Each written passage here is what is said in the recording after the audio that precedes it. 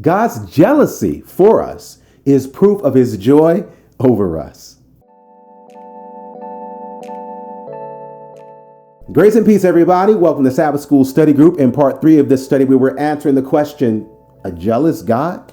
Oh, you better believe it. He is a jealous God for his people. Now, that sounds like it could be a bad thing based on our understanding of jealousy. So let's unpack this from the word. But before we go to the word, I want to thank you for spreading the word. You spread the word every time you take this study that you're watching and pass it on to someone else. Hitting that like button, you're passing it on to someone else. Leaving a comment, you're actually passing it on to someone else. So we also want to invite you over to the website, and that's at changeministry.org, where you'll see this study and many, many, many more. And beyond that, we'd love to come to where you are in person. Whether it's a weekend, whether it's a day, or even a whole week series, we'd love to be a part of your fellowship and the process and the chance for change. I found that one way to understand what a word means is to see how that word is in the shadow or in the reflection of another word. So when I think of the word jealous, I think of the word zealous. The idea of having a zeal or a passion for whatever that thing is. Whether you got zeal about an activity or you have zeal for a group or organization, God now has this zealous idea or this jealous attitude towards someone and a people that he's excited about. That's us. Israel. He's jealous for us here in Deuteronomy chapter 4, verse 24, where it says, "For the Lord thy God is a consuming fire, even a jealous God."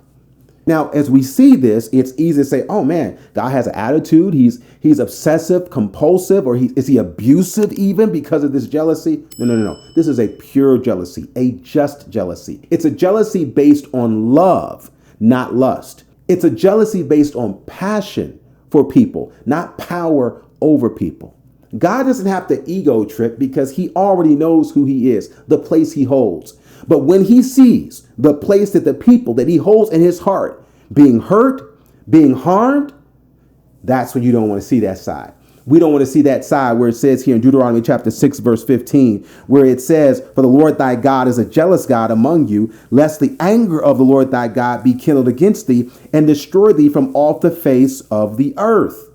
Now, when you're reading this verse, it could almost be taken as, oh, see, look, he's trying to rule over his people and he's trying to say, hey, if you all step out of line, I'm ready to wipe you out.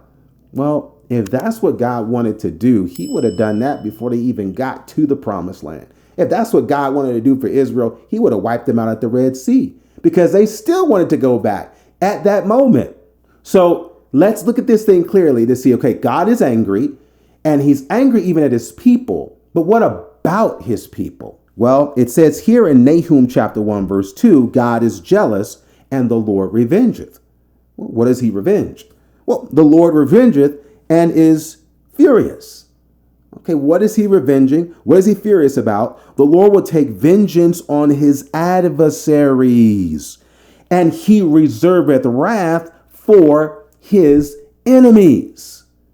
Oh, so God is angry about his enemies, but he's zealous for his people. So anytime we see him getting upset with his people, clearly his people must be hanging out with his enemies. Or his people must be acting like his adversaries. It is his enemy. It is Satan. It is sin. That's what God hates. That's what God is angry about.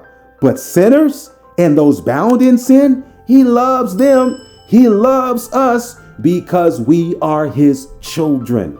We are his people, the sheep of his pasture. Shepherds hate everything that is an enemy to their sheep. And in the same way, God detests anything that's a hindrance, that's a danger, or that's a harm to his children. He reserveth his wrath for his enemies, but his redemption, his love, that's for you.